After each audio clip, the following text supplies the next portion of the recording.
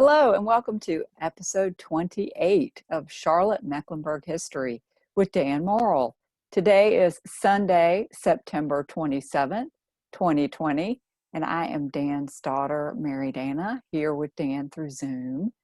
Hey, Dad. Hey, Mary Dana, how are you? Hello, Good. everybody. Good to see you. And this is part two of the firefighting in Charlotte podcast. And I know today you're going to do a tour of some Charlotte fire stations. Yeah, let me know when I get to 15 minutes, okay? For sure. Okay, I'll set a timer. Okay, great. Take it away. Well, everybody knows where to donate by now, but you can go to preservemec.org/donate, and you can show your support for what we do. So, last time I talked about really the early firefighting from the 1830s up until really the 1870s.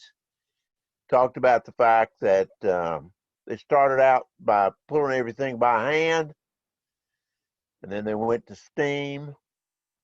Talked about the fact that all the firemen were volunteers, and that at least before the end of slavery, all of the firemen were white. We talked about the fact that by the 1860s and 1870s, there was the Hornet Steam Fire Company #1. I showed you a picture of that, and believe it or not, I found a picture of the Pioneer Engine Company #2, and look at them with their uniforms, and look at the little girl standing on the chair as sort of the mascot for the Pioneer Fire people. I also mentioned they had a hook and ladder company, and they had the Yellow Jackets. That was a all African-American black fire company. That was a item of great pride to the Charlotte community. And I talked about the fact that at first they had to use a hand pumper that had the wonderful nickname of Crazy Hannah. That's one of the things they did with these fire engines. They'd give them nicknames. And this one was really finicky, but they let the Yellow Jackets use it, and they did a good job. They saved Mr. Myers' house from being saved. He gave them, the Yellow Jackets, $100, and they sent a card of thanks to Mr. Myers for the fact that he made that donation. And the city thought so much of what the Yellow Jackets were doing that they said, we got to get these people a better fire engine. And so on the 2nd of September, 1875, dependent upon approval, they contacted Paterson, New Jersey, and they agreed to pay $1,000 plus Crazy Hannah for a new, more efficient hand pumper. Still not a steam, but a better hand pumper. And here is a early photograph of the fire engine, which had been delivered new to Paterson, New Jersey in 1861. It was a piano style. The men stood at the edge in order to pump it. It was brought to Charlotte in September 1875. Here they're telling all the, by the way, they changed the name of the company from Yellow Jacket to Neptune because it already had the name Neptune on the engine, because that had been the name of the company in Paterson, New Jersey. Oh. And rather than going to all the expense to have to change the name, they just changed the name of the company. So after 1875 and the arrival of this pumper, which they tested on the 10th of September, 1875, and it threw a stream of water 184 feet, and they decided it was good enough, and they kept it. And by the way, they did continue to do a terrific job. The Neptunes were really, really good with this hand pumper. They even outperformed some of the white firemen with the steam fire engines. And it says here, the Neptune always do excellent work at fires. That was 1878. And they said they raised money. They got about $60 for a fundraiser festival they had. And it says a lot of their success for this African-American fire company was because of the money that they got from their white friends. So the whites really did admire what these men did. And by the way, you know, it says here, the Neptune Company deserves a good time for it has done some good work. And they used to have festivals. And one of the big holidays, many people be surprised by this, in the years and decades after the Civil War, the 4th of July was almost exclusively an African American holiday. Hmm. That was pretty much a black holiday, and they had a big celebration on the 4th of July. And the white said, "Man, the Neptune Company deserves a good time for it has done some good work." So it was generally regarded very highly. Now there was a very, very talented man. It was imagine a fire breaks out. They ring the bell. All the fire companies go to the fire to get their fire engines to come. Of course, the white firemen, the pioneers, and the hornets got to get the horses hooked up and all the rest. Man, the foreman of the Neptunes was a man with a wonderful name of Charles Samuel Lafayette Alexander Taylor. And you can see his tombstone, Charles S.L.A.T. Taylor, which is in Pinewood Cemetery, which is right next to Elmwood Cemetery. It was the Black Cemetery, which is over on the west side of town. He had a bullhorn, you know, like a horn you put up to your mouth, and he would give the commands. And one of the exciting events is when Lafayette Taylor would come to the fires. And here, for example, he was a very, very respected man. He died in 1934. Like many successful African Americans, he was a barber. Remember, I told you before that because of the tradition of giving service to white men, many African Americans who really made a good living did it cutting white men's hair. He had a barbershop on East Trade Street, and I love down here in the last sentence.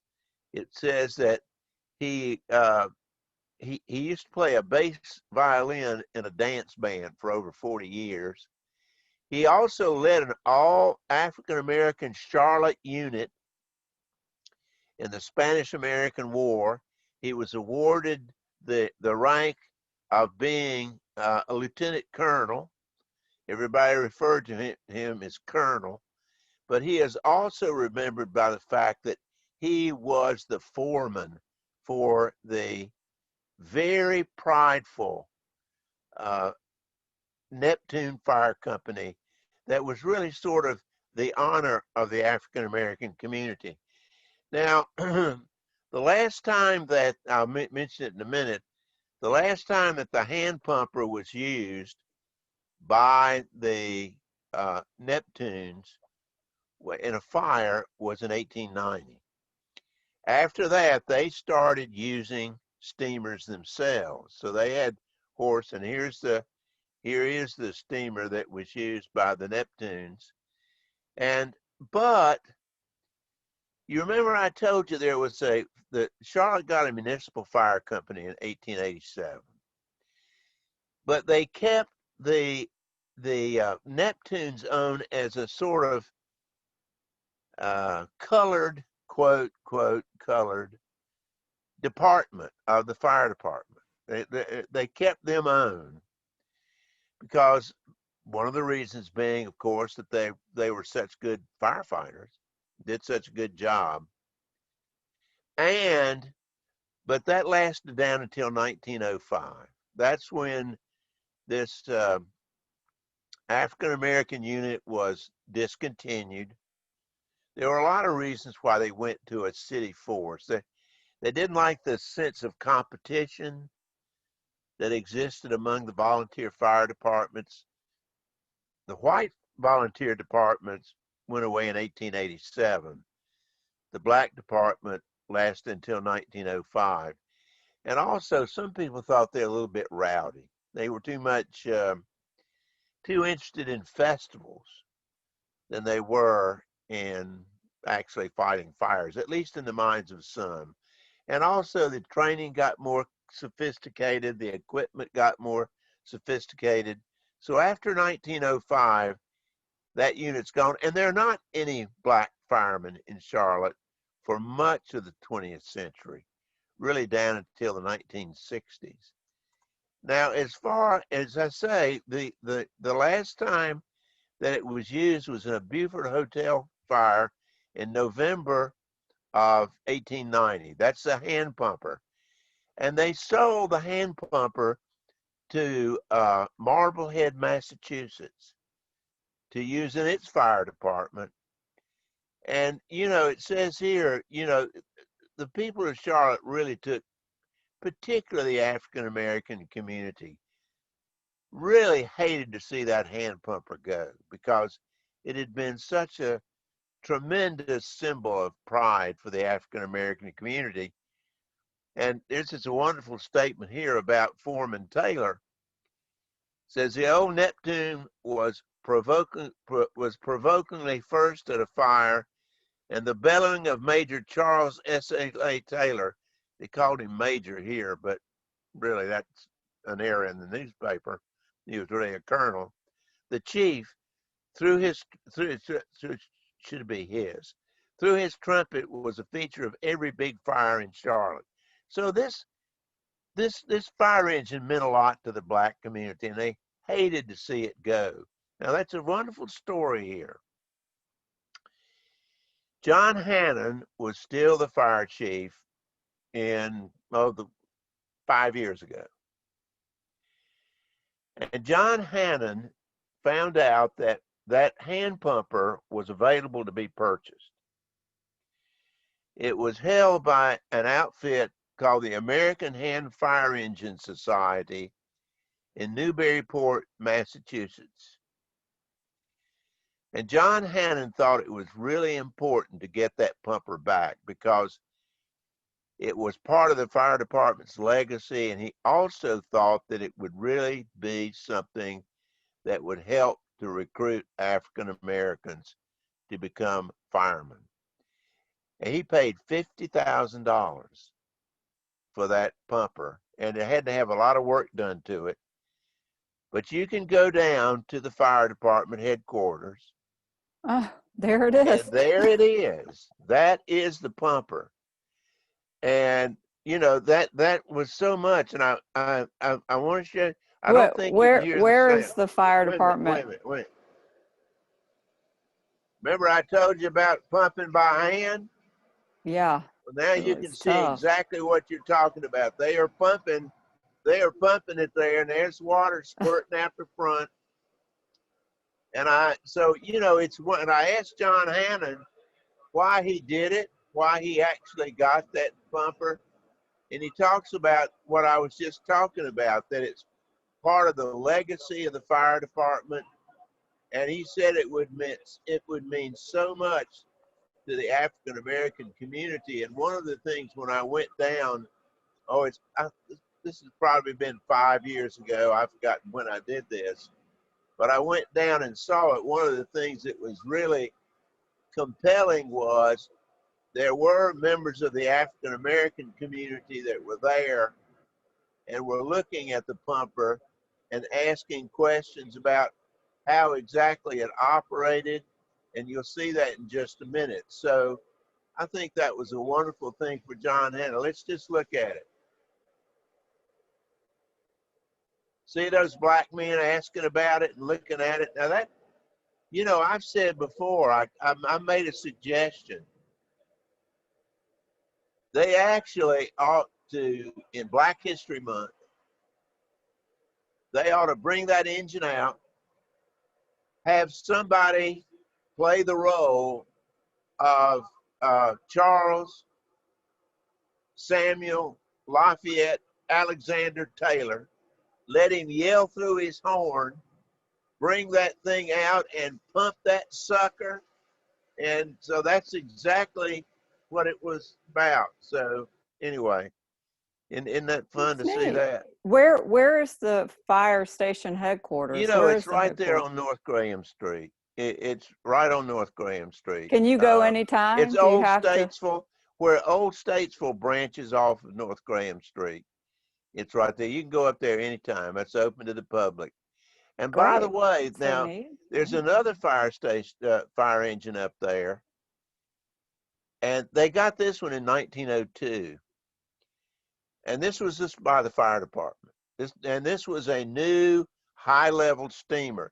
This is the best steamer they ever had, and they still have this one. The nickname of it's Old Sue. You know, like Crazy Hannah, Old Sue. By the way, your 15 minutes is up. You told me to let Well, you know. anyway, okay. See, there it is, right there. Okay, that's Mm-hmm. up at the fire. That's Old Sue that they got in 1902. Now, historic fire station tour. I'm gonna take you on a tour. And Great. I know it's cheating a little bit, but I'm going to start at the old city hall because here is Fifth Street. Trine Street's up at the top of the hill. The fire station was right behind the old city hall. And the first fire truck the fire department got was in 1911. That's when they got their first internal combustion engine. This was made in 1916. I think that's probably their first one there. And you can see they were still using Old Sue. There's Old Sue up there with the horse. So they're still using that. So here's where you're gonna start the tour. Okay. It's at 511 Providence Road. If you'll put that in your doopy doopy, your Your GPS or GPS. whatever you use. Your dippy doopy. Intersection of Cherokee and Providence Road. And if you face the drugstore, which is at 511 Providence Road, you're going to drive the way the arrow is showing you to drive. Okay. Okay. Here's our tour. You ready? Now I'm look, ready. folks. Somebody comes to town, you're bored. There are visitors from out of town. You don't know what to do. Take them on this tour. Great tour. Continue north on Providence from Cherokee Road. Take the first right on Crescent. Stop at the first house on the right. Here, we've shown this before. Mm-hmm. Now, the connection between the old city hall and fire is because the fire station used to be right behind the city hall and was really part of the same complex. You can stop here, you can look, you can photograph. Remember, here's Oscar J.T.'s, who built the house in 1926. You say AJT, Charlotte Realtor and Builder, constructed this house in 1926. He used brownstone and a griffin from the former city hall at North Tryon and Fifth Streets. And you know, I've been thinking about this. I'm going to have to go look at it. There's a brownstone house out on Monroe Road. Oh, that might be That's from on the the same left. brownstone. I've got to go look at it, but it might be from the same deal. Hmm. Okay. Now let me show you where you go from. If anybody knows, let us know. Right? Right. Okay. All right. From the first one that I just showed you, continue on Crescent Avenue, take the first right on Willoughby Street and continue to Laurel Avenue. Fire station number 6 is across Laurel Avenue. Now, I've shown you this before when we did the Eastover podcast. And Lord knows how many times have we seen CC Hook with the houses in Dilworth and the PNN stations and all the rest. The 1920s were very, very blush times, at least down until the crash in 1929. It's a lot of growth, a lot of expansion, a lot of new suburbs, including Eastover. And so they're building fire stations as the city expands. You start getting suburban fire stations. And the fire stations that I'm going to be showing you are really what we'd call the historic fire stations. We have over 50 fire stations now, Mhm. but I'm just going to show you the ones that really are 1950 and before. Let me go back. Okay. Charles Christian Hook was the architect of fire station number 6. It's still used today. It's wonderful to see this truck try to back in. You can see the width of the trucks in the 1920s. Mhm. And look at this truck. Man, but they get it in there. Yeah, they do. And it is a absolutely exquisite building, because one of the things that Hendricks Palmer, and we'll talk about him in just a minute, who was the fire chief, he wanted fire stations that would fit into the neighborhood. And that's really what this station does. I mean, it's a beautiful, beautiful fire station. We're going to see that C.C. Hook was the architect of many fire stations that are still operating today.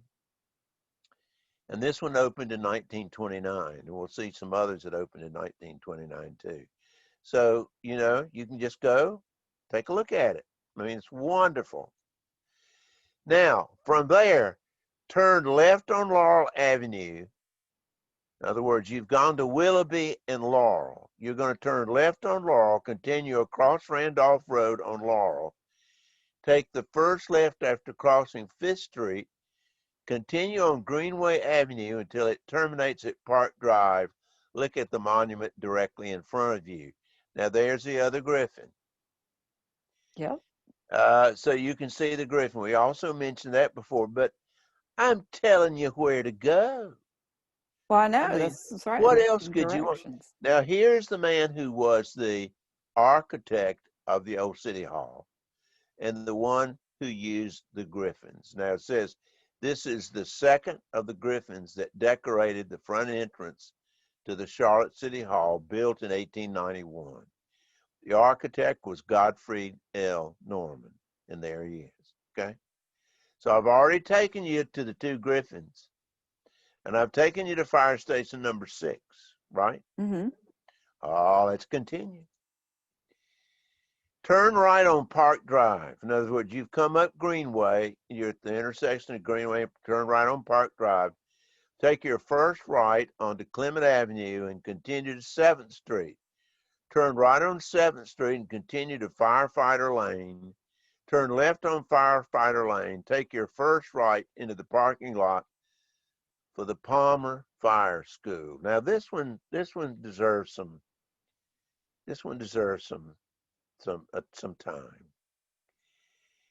I've already talked about the fact that training, you had organization, training, and equipment. Charles S.L.A.T.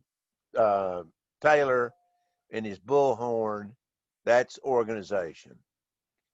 Old Sue, that's equipment. Crazy Hannah, that's equipment. The hand pumper, that's equipment. But you also got to have training. And one of the things that was happening in the 1930s and 1920s was you were getting more and more high-rise buildings. So Hendricks Palmer, who was the fire chief, he wanted to give an opportunity, and look at this picture down here, to have a training school. And you can see this tower right here. Now, obviously, that was to give firemen an opportunity to know how to scale up a big, tall building. Mm-hmm. And then, of course, you had classroom buildings here, right here. Now, this gets, and this opened in May of 1940, and it was paid for by WPA money, Works Progress Administration. That was a big federal program of Franklin Roosevelt. And it was dedicated in May of 1940. Mayor Ben Douglas, for whom Douglas Airport is named, and city manager James Marshall, for whom Marshall Park is named. And we've talked about that before, were there and they were successful in getting WPA funding to build this wonderful rock education building and this tower. Now, this building was condemned. It was going to be torn down, but I worked with the county to have them basically donate this property to the Historic Landmarks Commission. And we sold it for an adaptive reuse, and we allowed this sensitive infill building to be placed here. It's really right in front of the tower, right here. Mm-hmm. But we made them keep the tower. So the tower is still there. And believe it or not, the firefighters union has its offices in the old education building. So that's a wonderful example of adaptive reuse as a way to save a particular building. Okay, now this was a little bit complicated. Circle the Palmer Fire School. In other words, you drive around the back of the building. Okay, you drive around the back of the building. Okay. All right. Circle the Palmer Fire School and continue straight on to Weddington Avenue to its intersection with Bascom Street. Turn right on Bascom Street and turn left on Bay Street. Continue on Bay Street to it where it ends at Pecan Avenue. Turn right on Pecan and continue to Commonwealth Avenue. Turn right on Commonwealth and continue to the plaza. Turn left on the plaza, and here is fire station number 8. This is a post-World War II fire station. This is 1949. It doesn't look like a fire station. Many people don't even think it is a fire station. No, I didn't know it was a fire. I'm They ashamed do to not admit know it's a fire that station. I did not know it was a fire But station. it is a fire station. And it was designed by M.R. Marsh. And it fits into that very same philosophy of Hendricks Palmer, fit into the neighborhood. It looks like a house. It does. It looks looks like Gone with the Wind. Well. Well, kind of. And big column portico. Right. Here's the fire truck, and the fire truck stays over here on the side. And you're right. Many people do not realize, but this is fire station number 8, designed by M.R. Marsh. And I'll show you another building that he did that's going to be very different. How are we on time? What are we doing? Hold on. Since the timer, you've been talking 12 minutes. Okay. So 27 minutes total. Okay. Now here we go. Continue on the plaza. In other words, you're on the plaza looking at that. You know, you're on the plaza when you're looking at that. Okay. Mm-hmm. Continue on the plaza. Turn left on Central Avenue. Continue to this should be Hawthorne. Please excuse me. I'm old. Mm-hmm. Continue to Hawthorne Lane. Turn right on Hawthorne Lane and drive to its end at Parkwood Avenue. Turn left on Parkwood Avenue and continue to North Davidson. Turn right on North Davidson and continue past 35th Street. The fire station number 7 is on the right shortly before reaching 36th Street. Guess where you are? You are in Noda. Okay. Okay. Have you ever seen him before, Mary? Well, that's C.C. Hook. Now, let me tell you one of the most interesting. This is fire station number. Now, this was built in 1935. This was the last fire station that C.C. Hook designed. It's number 7. Is that right? This is number 7. Okay. And he met his tragic death 2 years later. Mm. Now, it has a jail cell in it. In other words, you can lock somebody up in the fire station. Oh. And that's because, now here's some textile rowdies up there. You know, some of those people that worked in those textile mills were a little bit rough. They look like Bonnie and Clyde. They do. They do kind of look like Bonnie and Clyde. Yeah. Well, it's a fact that sometimes they had trouble. Now, see, the job of this fire station was basically to provide fire protection for the surrounding textile mills because that was essential for the economic growth of Charlotte. But that is fire station number 7.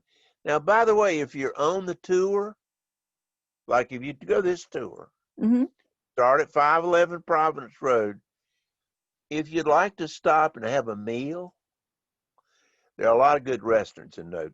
Yeah, there are a lot absolutely. of places to eat. So that would be that'd be a fun time to go up to Noda, stop there, and go to see And fire you station you number can eat 7. outside at Noda. I know there's a lot of places where you can eat outside. I was thinking about with the Right. So pandemic, it would be fun to so go. All right, now you you got a could do pretty now. long drive coming up. Are you Okay, ready? I'm ready. Are you ready, people? All right, Okay. now continue to 36th Street. In other words, you're on North Davidson. So you go right up to 36th Street, which is the next street you come to, and you're going to turn left. Continue to North Trine Street, and you're going to turn left. Continue to Otando Avenue and turn right. Continue to North Graham Street, and you're going to turn left. Continue to West Trade Street, you're going to turn right. Continue to Wesley Heights Way and turn left. Continue on Wesley Heights Way. Fire station number 5 that shouldn't be, that's wrong there. It's on your right. I'm going to have to change that. That's wrong. Typo. It's on the right. Typo, it's on the right. It's on Wesley Heights Way on your right. I will go back and change that. But anyway, you're just going to have to listen to me. I'm not perfect. I'm not getting paid. I knew that was coming. I knew you were going to say it. Okay, now this is fire station number 5. C.C. Hooks, the architect, opened the same year as number 6, 1929. Number 5 is very similar in design. That sort of overhanging roof, like you see on number 6, goes back to that basic philosophy of fitting into the neighborhood. And this was basically a response to suburbanization, particularly serving neighborhoods like Wesley Heights, for example, and serving neighborhoods like Seversville. So here we go. Okay, you ready? You ready to go? Bingo, bingo. Now you're at the intersection of Walnut Avenue and Wesley Heights Way when you're at number 5. Okay. Turn left on Walnut Avenue and continue to 4th Street Extension. Make sure it's 4th Street Extension. Don't turn at 4th Street. 4th Street. 4th Turn Street left Extension. and continue to Graham Street. Turn left on Graham Street and continue to West 5th Street. Turn right on West 5th Street. Fire station number 4 is on the left. Well, you know, you think about 6 and 7 and 5 and 4, all of which are designed by C.C. Hook. Now, this is the first of those stations that Hook used that it's not used as a fire station anymore. It was a fire museum, and this is another preservation story. The Historic Landmarks Commission bought this fire station because it was going on the market. We sold it, and we put a preservation easement on the property that ensures its preservation in perpetuity. Right now, this fire station is right next door. This picture predates this. It's right next door to about a 40-story high-rise residential building. Oh, wow. And I've heard that there's an investor that's going to turn this into a restaurant. Okay. So this is going to be a restaurant. This is on West 5th, right at Graham Street. C.C. Hook, and here again you can see a historic picture with the fire engine and the fire trucks. Are you enjoying the tour? Yeah, I am. All right. Continue on 5th Street. You've already turned right on 5th Street. And you're going to go to Church Street and turn right. Church is a street just west of Tryon. Continue on Church Street to Stonewall Street, turn left. Go to South Boulevard, turn right. Fire station is on the right, just before the pink skyscraper. You know the pink skyscraper Yes, I on do know South the, Boulevard? yes. Look for the pink stripe. Now this is the oldest of the stations. This was in 1909, okay? And it was, you see how big these doors are? Mm-hmm. Say compared to the doors on this baby. See? Right. Why do you think these doors are so tall? The answer's right there. Horses. Yeah, steamers came out. Old Sue came out of this sucker. Remember Old Sue? Mm-hmm. Old Sue was the steamer. Came, and by the way, there was a real, in May of 2010, it was threatened it was going to be torn down, and there was a real outpouring of sentiment to save this station. How am I on time, by the way? Well, you've been talking for 35 minutes total. Okay, I can make it. All right, Okay. so I can't elaborate. So, but then that was designed by an architectural firm of Wheeler, Gallagher, and Stern. As I said, citizens organized in 2010, convinced the owner to use it as adaptive reuse. Currently, it's a salon. Oh, great. So I'm it, glad it it, didn't it get has torn been down. said. Now, this was replaced with this station in 1949. Now, you remember fire station number 8 that looked like a house? Yes, Marsh got the design for 2 stations. It couldn't have been more different. The that's one that true. looks like a house and this one, because this is really the first mid-century modern fire station that was built. It replaced number 2, and it's not used anymore either. And this Oh. building, quite frankly, is somewhat endangered. But you know, all the other stations had been revivalist. They had looked toward the past. Mm-hmm. They basically had classical elements. This is a total break, a new, slick, simple box, flat roof. You know, how do you like the look of that station? At first I thought it was a public storage unit place when I first saw it. I just can't get you into that mid-century modern stuff, can I? I mean, this is a mid-century modern. Now I got one more station. Okay. Continue on South Boulevard to West Boulevard and turn right. Continue West Boulevard to Remount Road and turn right. Continue straight on Remount Road across Wilkinson Boulevard. Fire station, it should be 10. Number 10, fire station's on your right. I've got it down here. It's number 10. Now, they came to recognize, see, the most important thing with a fire station is how much time does it take when the alarm comes to the station to the trucks going out the door. That is the critical element. And they came to find out that it's better to have it all on one floor. The men Mm-hmm. can get to the trucks quicker if they just stay on one floor. They don't have to go And down the this is pole. very much a suburban, modern style station done by Charles Connolly. It opened in May 1957. So one-story design resulted from studies showing that this was the more efficient layout for fire stations. By the way, this one was going to be torn down, but the Landmarks Commission convinced the county to sell it to someone that will use it for an adaptive reuse, and it's going to be used for offices. Oh, So, great. and I was very much involved with that. I'm not trying to toot my own horn, but it's just a reality. But that is the end of the tour. Now, if you'll return to Wilkinson Boulevard and turn left, you go right back to the center city. So the firefighting history of Charlotte is complex, it's multi-layered, and it's very rich.